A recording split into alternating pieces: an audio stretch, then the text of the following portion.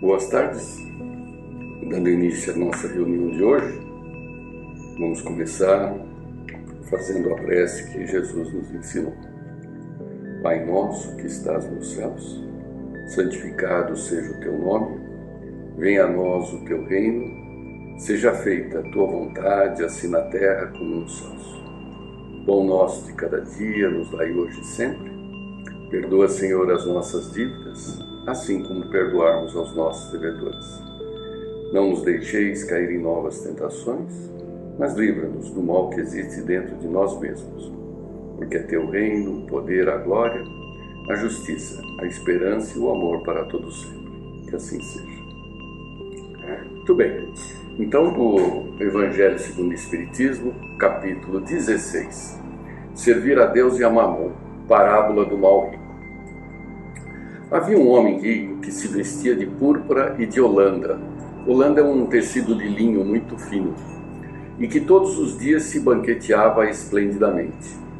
Havia também um pobre mendigo, por nome Lázaro, todo coberto de chagas, que estava deitado à sua porta e que desejava fartar-se das migalhas que caíam da mesa do rico, mas ninguém lhes dava. E os cães vinham lamber-lhe as úlceras. Ora, sucedeu morrer esse mendigo, que foi levado pelos anjos ao seio de Abraão. E morreu também o rico, e foi sepultado no inferno. E quando ele estava nos tormentos, levantando os olhos, viu ao longe Abraão e Lázaro no seu seio.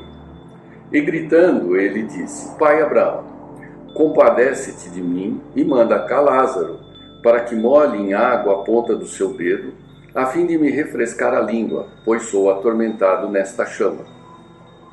E Abraão lhe respondeu: Filho, lembra-te de que recebestes os teus bens em vida, e de que Lázaro não teve senão males. Por isso está ele agora consolado, e tu em tormentos. E demais que entre vós está firmado um grande abismo, de maneira que os que querem passar daqui para vós não podem, nem os que de lá passar para cá. E disse o rico: Pois eu te rogo, pai, que o mandes à casa de meu pai, pois tenho 5 irmãos, para que lhes dê testemunho, e não suceda, venham também eles parar a este lugar de tormentos. E Abraão lhe disse: Eles lá têm Moisés e os profetas, ouçam-nos. Disse, pois, o rico: Não, pai Abraão, mas se for a eles algum dos mortos, hão de fazer penitência. Abraão, porém, lhe respondeu: Se eles não dão ouvidos a Moisés e aos profetas, tampouco se deixarão persuadir, ainda que ressuscite algum dos mortos. Lucas, capítulo 16, versículo 19 a 31. Então, dessa passagem fica evidente, né, que os homens aqui na Terra, eles teriam, né, as próprias escrituras, o próprio evangelho para mudar seu comportamento. De nada adiantaria ressuscitarem os mortos. Só que no nosso caso particular, os espíritas, os mortos ressuscitaram, né? Toda a doutrina espírita, ela é pautada, né, justamente na comunicação dos mortos, ou seja, esses espíritos que já passaram por aqui estão do outro lado, estão trazendo os relatos das consequências exatas das suas ações aqui. Então, nós diríamos assim, as preces do rico foram atendidas, né? Deus permitiu que os mortos nos explicassem. Então, vamos aproveitar disso e trazer aqui um relato do livro Vozes do Grande Além, psicografado por vários espíritos, psicografado pelo Chico, né? De vários espíritos, aqui uma passagem chamada Ato de Caridade. Eu já vou começar pelo relato do espírito que assina abreviado AC. Né? Espiritismo. Sou espírita, fora da caridade não há salvação. Maravilhosas palavras. Contudo, quase sempre chegamos a perceber-lhes o divino significado depois da morte, com o desapontamento de uma pessoa que perdeu o trem para uma viagem importante, guardando inutilmente o bilhete na mão. Utilizei-me de um corpo físico durante 55 anos, na derradeira romagem física. Era casado, residia no Rio de Janeiro, mantinha a esposa e 2 filhas. Desempenhava a função de operoso corretor de imóveis e era espírita à maneira de tantos. Nunca me interessei por qualquer meditação evangélica. Não cheguei a conhecer patavina da obra de Allan Kardec. Entretanto, intitulava-me espírita. Frequentava sessões, aplaudia conferencistas, acompanhava as orações dos encarnados e as preleções dos desencarnados, com a cabeça pendida em reverência. Todavia, encerrados os serviços espirituais, tinha sempre afeiçoados no recinto, a quem oferecer terras e casas, a quem vender casas e terras. E o tempo foi passando. Cuidava devotadamente do meu conforto doméstico. Meu rico dinheiro era muito bem empregado. Casa bem posta, mesa farta, tudo do bom e do melhor. Às vezes, um companheiro mais persistente na fé convidava-me à atenção para o culto do Evangelho no lar. Mas eu queria lá saber disso. A meu ver, isso daria imenso trabalho. Minha mulher dedicava-se à vida que lhe era própria. Minhas filhas deveriam crescer tão livremente como desejassem, e qualquer reunião de ordem moral em minha casa era indiscutivelmente um tropeço ao meu bem-estar. E o tempo foi passando. Fui detentor de uma bronquite que me recebia a melhor enfermagem. Era o dodói de meus dias. Se chamado a qualquer atividade de beneficência, era ela o meu grande escolho. No verão, estimava a sombra e a água fresca. No inverno, preferia o colchão de mola e o cobertor macio. E o tempo foi passando. Sessões semanais bem frequentadas, orações bem ouvidas, negócios bem feitos.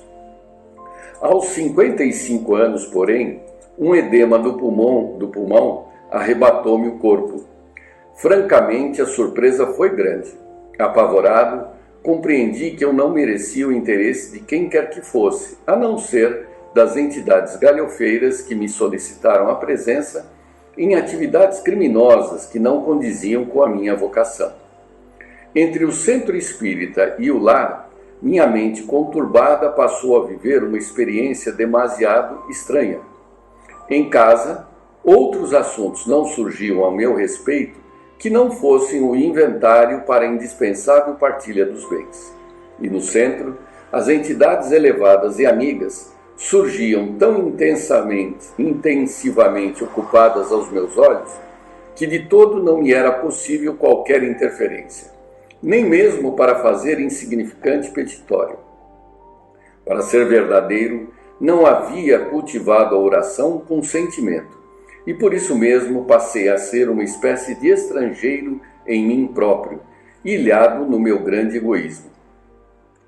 Ausentando-me do santuário de minha suposta fé, interiormente desapontado, encontrava o círculo doméstico e, por vezes, ensaiava na calada da noite surpreender a companheira com meus apelos. Entretanto, nos primeiros tentames, senti tamanha repulsão da parte dela a exprimir-se na gritaria mental com que me induzia a procurar os infernos, que eu realmente desisti da experiência. Minhas filhas, visitadas por minha presença, não assinalavam de modo algum qualquer pensamento meu, porquanto se encontravam profundamente engolfadas na ideia da herança. Não havia outra recordação para o carinho paterno que não fosse a herança, herança e herança. Passei a viver assim dentro de casa, à maneira de um cão batido por todos, porque, francamente, não dispunha de outro clima que me atraísse. Apenas o calor de meu lar sossegava-me as ânsias. Alguns meses decorreram sobre a difícil posição em que me encontrava. Alimentava-me e dormia nas horas certas, copiando os meus antigos hábitos. Certa noite, porém, tive tanta sede de espiritualidade, tanto anseio de confraternização que, vagueando pela rua, procurei o Alto da Tijuca para meditar, chorar e penitenciar-me. Minhas lágrimas, contudo, eram dessas tão sinceras que alguém se compadeceu de mim. Surgiu-me à frente um irmão dos infortunados e com muita bondade reconduziu-me ao velho templo espírita a que antigamente me afeiçoara. Era noite avançada, mas o edifício estava repleto. Um mensageiro do plano superior dirigia a grande assembleia. E o enfermeiro que, paciente, me encaminhara, esclareceu-me que ali se verificava o encontro de um benfeitor do alto com os desencarnados que se caracterizavam por mais ampla sede de luz. Esse instrutor penetrava-nos a consciência, anotando o mérito ou demérito de que éramos portadores, para demandar a suspirada renovação de clima. Muitos irmãos eram ouvidos pessoalmente. Após 2 horas de expectativa, chegou minha vez. Pelo olhar daquele espírito extremamente lúcido, deduzi que nenhum pensamento meu lhe seria ocultado. Aqueles olhos varriam os mais fundos escaninhos do meu ser. Anotei meu problema, desejava mudança, ansiava melhorar minha triste situação. Perguntou-me o instrutor qual havia sido o meu modo de vida. Creio que ele não tinha necessidade de indagar coisa alguma. No entanto, a casa acolhia numerosos necessitados e, a meu ver, a lição administrada a qualquer de nós deveria servir ao trem. Aleguei, preocupado, que havia protegido corretamente a família terrestre e que havia preservado a minha saúde com segurança. Ele sorriu e respondeu que semelhantes mistérios eram comuns aos próprios animais. Pediu que, de minha parte, confessasse algum ato que pudesse enobrecer as minhas palavras, algo que lhe fosse apresentado como justificativa de auxílio às minhas pretensões de trabalho, melhoria e ascensão. Minha memória vasculhou os anos vividos inutilmente. Não encontrei um ato sequer capaz de alicerçar minha esperança. Não que o serviço de corretor de imóveis seja indigno, mas é que eu capitalizava o dinheiro haurido em minhas lides profissionais, qual terra seca coletando a água da chuva. Chupava, sem restituir gota alguma. Depois de agoniados instantes, lembrei-me de que em certa ocasião encontrara 3 amigos de nosso templo, na Praça da Bandeira, a insistirem comigo para que lhes acompanhassem a jornada caridosa até um lar humilde, na favela do Esqueleto. Fiz de tudo para desvencilhar-me do convite, que me pareceu aborrecido e imprudente. Mas o grupo, que se constituía de uma senhora e 2 companheiros, desenvolveu sobre mim tamanho constrangimento afetivo que não tive outro recurso senão atender à carinhosa exigência. Daí a alguns minutos, varávamos estreita choupana de Lata Velha, onde fomos defrontados por um quadro desolador. Pobre mulher, tuberculosa, agonizava. Nosso conjunto, entretanto, logo à chegada, fragmentou-se, pois a companheira foi convocada pelo esposo ao retorno imediato e o outro amigo deu-se pressa em voltar, pretextando serviço urgente. Não pude, todavia, imitar-lhes a decisão. Os olhos da enferma eram de tal modo suplicantes que uma força irresistível me fez dobrar os joelhos para socorrê-la no leito, mal amanhado no chão. Perguntei-lhe o nome. Gaguejou e informou chamar-se Maria Amélia da Conceição. Seus familiares, uma velha e 2 meninos que se assemelhavam a cadáveres ambulantes, não lhe podiam prestar auxílio. Inclinei-me e coloquei-lhe a cabeça suarenta nos braços, tentando suavizar-lhe a dispneia. No entanto, depois de alguns minutos, a infeliz, numa golfada de sangue, entregou-se à morte. Senti-me sumamente contrafeito, mas, para ver-me livre de quadro tão deprimente, pela primeira vez arranquei da bolsa uma importância mais farta, transferindo-a para as mãos da velhinha com vistas aos funerais. Afastei-me irritadíssimo, e antes da volta à casa, procurei um hotel para um banho de longo curso com desinfetante adequado. E no outro dia, consultei um médico sobre o assunto com receio de contágio.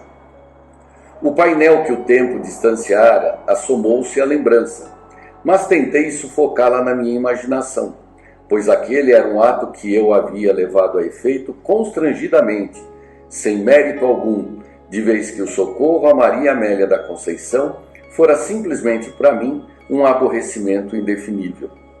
Contudo, enquanto a minha mente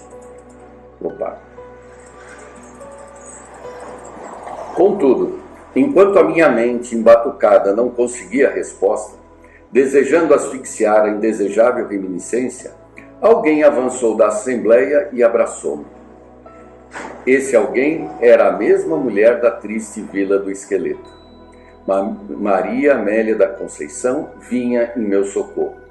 Pediu ao benfeitor que nos dirigia recompensasse o meu gesto, notificando que eu lhe havia ofertado pensamentos de amor na extrema hora do corpo e que lhe havia doado, sobretudo, um enterro digno com o preço de minha dedicação fraternal, como se a fraternidade algum dia houvesse andado em minhas cogitações.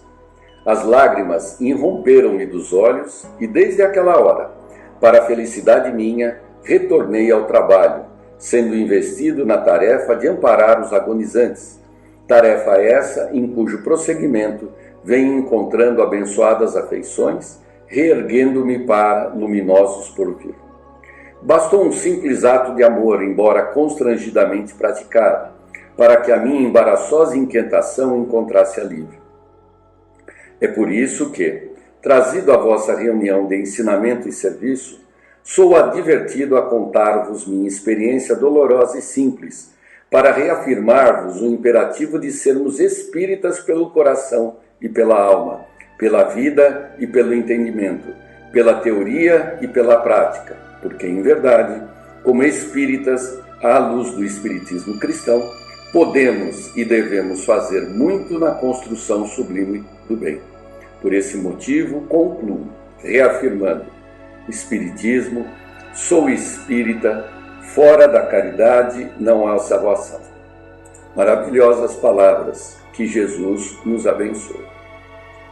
Então está aí um relato preciso, né, de alguém a quem muitos de nós nos exemplificamos, né, frequentamos muitas vezes, participamos da doutrina, muito mais pelo dever, né, do que pelo amor. E isso é, até certo ponto, normal e natural. É normal porque existe toda uma quantidade relativa de pessoas que fazem assim. E é natural porque trazemos ainda uma carga enorme de indiferença, de recrudescência, de comportamentos que nos tornam insensíveis, né, em primeiro momento, ao sofrimento alheio. Por isso que nos tornamos espíritas, né, por isso que somos médiuns, para que nós possamos nos colocar no lugar dos outros, sentir, ainda que por alguns momentos, aquilo que eles sentem, e isso fazer com que modifiquemos as nossas condutas, né? Porque, afinal de contas, Deus atendeu-nos como o rico que pediu que os mortos ressuscitassem, e eles ressuscitaram. Boas tardes, até a próxima reunião.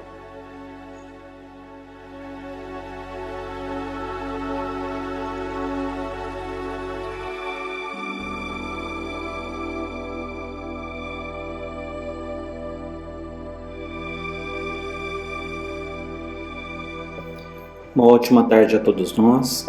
Nós vamos aí mais uma vez agradecendo a Deus pela oportunidade desse encontro. Nós trouxemos hoje do livro Os Mensageiros, né, a psicografia do Chico Xavier pelo espírito de André Luiz, e justamente o primeiro capítulo, que se chama Renovação. Aliás, é um título bastante apropriado, porque esse é o segundo volume da série, a primeira é o Nosso Lar, que mostra toda a luta ali de André Luiz, os desafios dele no umbral, né, toda a luta interna enorme para sair daquele processo tão difícil. E aqui nos Mensageiros ele já começa esse processo de renovação. Lembram que no final ali do Nosso Lar é aquele momento em que ele, depois de pedir tanto ali para rever a família, quando ele volta aqui na Terra, ele vai perceber ali a esposa já casada com um outro marido, né? Filhos que já não lembram dele com o mesmo carinho, né? Não todos, mas a maioria. Enfim, tudo isso foi muito doloroso para ele, né? Muito doloroso, decepcionante, porque ele esperava ali reencontrar a família, mas todos ali pensando nele, saudosos por ele, e não é isso que acontece. Então aqui no primeiro capítulo, a renovação, ele nos diz: desligando-me dos laços inferiores que me prendiam às atividades terrestres, elevado entendimento felicitou meu espírito. Semelhante libertação, contudo, não se fizera espontânea. Ou seja, essa liberdade que ele começa a conquistar aqui não foi à custa de muita luta, de muito trabalho interno. Eu sabia no fundo o quanto me custara abandonar a paisagem doméstica, suportar a incompreensão da esposa e a divergência dos filhos amados. Guardava a certeza de que amigos espirituais abnegados e poderosos me haviam auxiliado a alma pobre e imperfeita na grande transição. Antes, a inquietude relativa à companheira torturava-me incessantemente o coração. Mas agora, vendo-a profundamente identificada com o segundo marido, não via recurso outro que procurar diferentes motivos de interesse. Foi assim que, eminentemente surpreendido, observei minha própria transformação no curso dos acontecimentos. É interessante esse ponto em que ele se surpreende com a própria mudança, porque antes ele estava tão apegado ali à antiga família, aquela expectativa enorme em relação à esposa. Nesse momento aqui que ele relata, ele já vai ali gradativamente se desprendendo daquele apego. Isso deixa feliz por perceber essa mudança. Na vida também é assim, às vezes alguma coisa nos incomoda profundamente, mas depois ali de lutas, de reflexões, aquilo vai ali deixando de nos abater tanto, de ter tanto efeito. É como um autor que diz que nós não temos claramente ali o limite entre o que é a madrugada e o que seja o amanhecer. É muito tênue essa divisão da madrugada e do amanhecer. Da mesma maneira da nossa vida, às vezes as coisas mudam sem que a gente consiga ali detectar exatamente o momento que aquilo mudou. Repentinamente, depois ali de lutas, de esforços, né, as coisas vão, graças a Deus, elas vão se modificando. É o que acontece com ele. Ele diz ainda: experimentava o júbilo da descoberta de mim mesmo. Antes eu vivia a feição de um caramujo, segregado, preso na concha, impermeável aos grandes espetáculos da natureza, rastejando no lodo. Olha que interessante essa imagem, essa figura que ele se utiliza, em que ele se compara que antes ele vivia como um caramujo ali, não percebendo aquilo que estava ao seu redor, dentro ali da concha, imerso ali no processo de dor dele. Ele não percebia, como ele diz, as maravilhas que a própria natureza, os espetáculos grandiosos da natureza. Da mesma maneira, podemos de tal maneira mergulharmos ali nas nossas dificuldades, numa queixa excessiva, na tristeza ali excessiva, que nós deixamos de perceber as bênçãos, aquilo que de bom acontece ao nosso redor. Ele continua dizendo: agora, entretanto, eu convencia-me de que a dor agira em minha construção mental, a maneira do avião pesado cujos golpes eu não entendera de pronto. Então vejam que a dor ela agiu na construção mental dele e que só o tempo foi ali ajudando a perceber né, que essa dor estava sendo ali construtiva, né, mas que ele não entendera ali de pronto quando os golpes foram desferidos ali pelas situações que ele mesmo havia criado. O alvião quebrara a concha de antigas viciações de sentimento, libertara-me, expusera meu organismo espiritual ao sol da bondade divina e comecei a ver mais alto, alcançando longa distância. Pela primeira vez cataloguei adversários na categoria de benfeitores. Olha que ponto também interessante. Pela primeira vez ele julga ali os adversários, os supostos inimigos, mas agora ele vê como benfeitores, na medida em que esses adversários o fizeram ali crescer também. Né? Aquilo que falamos até recentemente. Quantas vezes um inimigo ele diz verdades a nosso respeito que nós mesmos desconhecemos. Quantas vezes o inimigo nos leva ali a buscar o nosso equilíbrio, a aprendermos ali de fato a perdoar, a ter a empatia, né? Porque é muito fácil gostarmos de quem gosta de nós, de quem compartilha os mesmos ideais, os mesmos pensamentos. Então ele começa a ver adversários como benfeitores que também ajudaram no crescimento dele. Comecei a frequentar de novo o ninho da família terrestre, né? Começou a visitar então novamente a família aqui na Terra, não mais como senhor do círculo doméstico, mas como um operário que ama o trabalho da oficina que a vida lhe designou.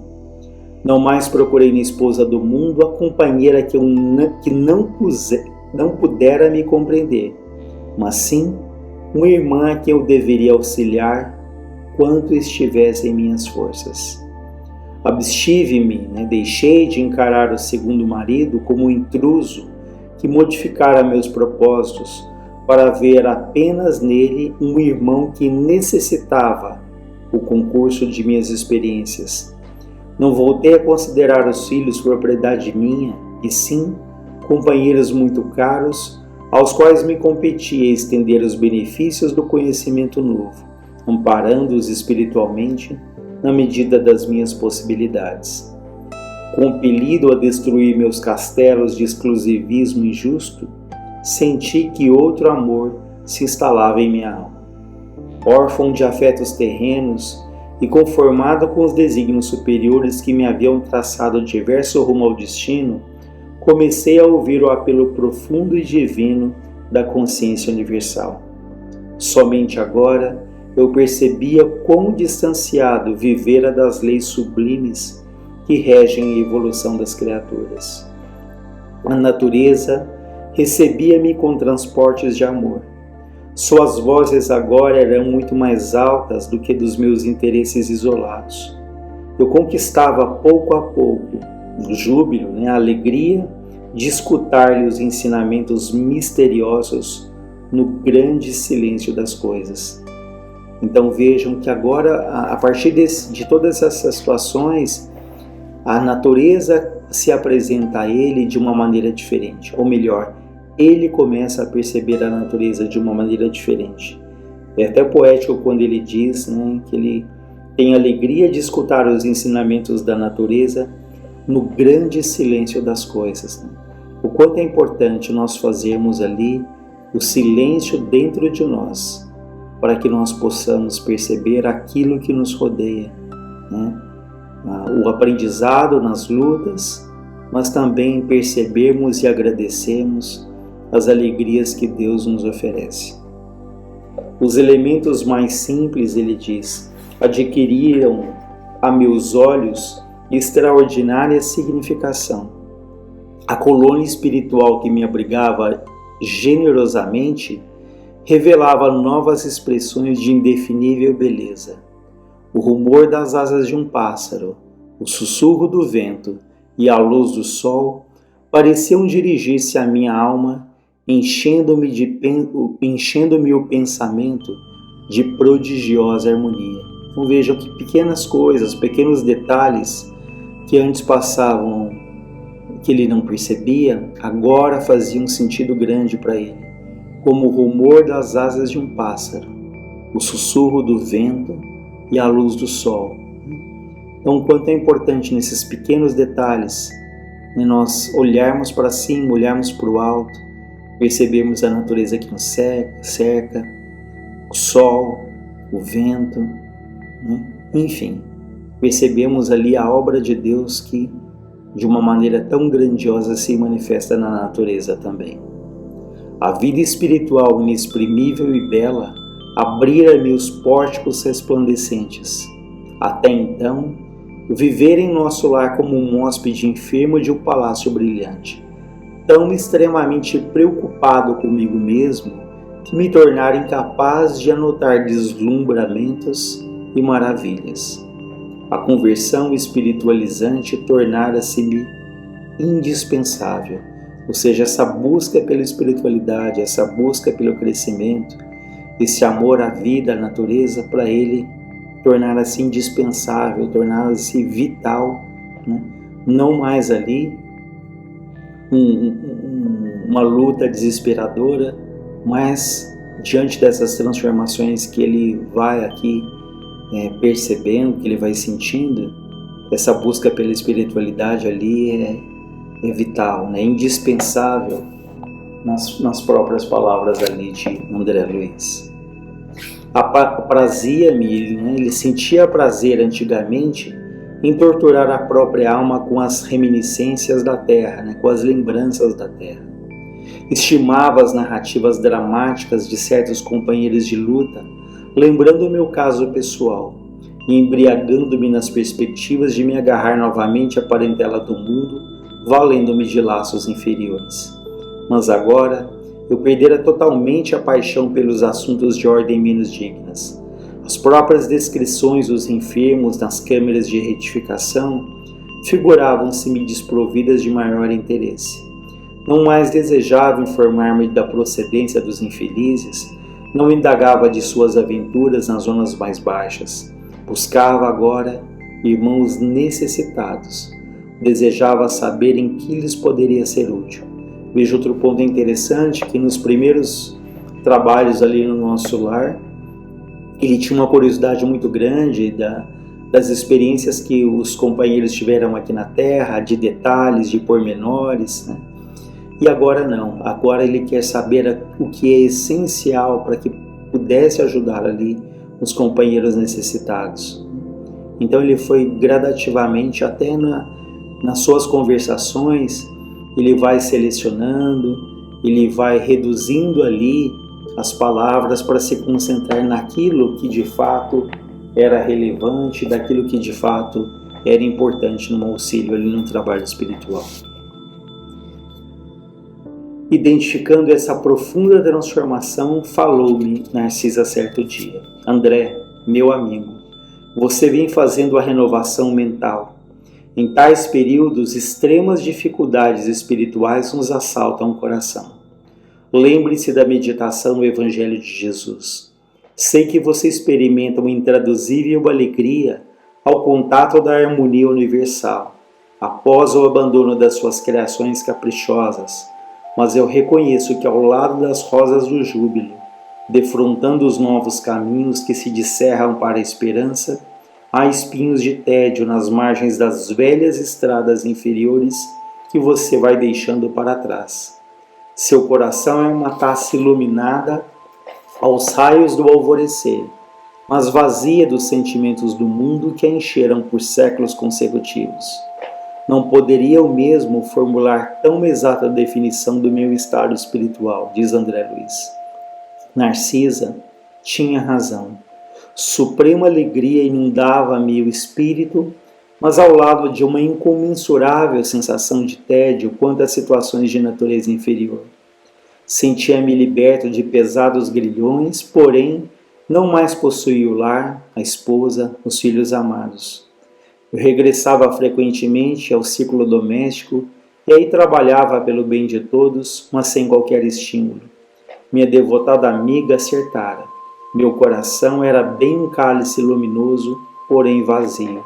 Aquela definição comovera-me.